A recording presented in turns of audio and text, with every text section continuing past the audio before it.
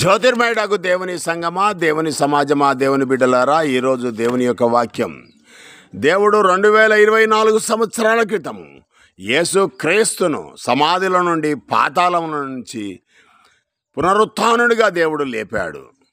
నిన్ను నన్ను కూడా లేపుతాడు. యేసుక్రీస్తునందు విశ్వాసం ఉంచినట్లయితే రెండవసారి యేసుక్రీస్తు ప్రభును దేవుడు పంపించిన తర్వాత ఎప్పటికీ కూడా, ఇక పునరుత్థానం జరిగిన తర్వాత ఎప్పటికీ కూడా మనిషికి మరణం ఉండదు.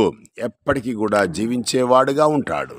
పరలోక రాజ్యంలో యేసుక్రీస్తుతో కూడా మహిమలో ఉంటారు. యేసుక్రీస్తునందు విశ్వాసం ఉంచినట్లయితే యేసుక్రీస్తు ప్రభువును దేవుడు లేపి మనకు కూడా నమ్మకం కలగజేస్తున్నాడు. అదే దేవుని యొక్క ప్రేమ, అదే దేవుని యొక్క అగాపే ప్రేమ. దేవుడు ప్రేమ కలిగిన వాడు గనుక ఇంత గొప్ప కార్యము క్రీస్తు ద్వారా సర్వమానవాళికి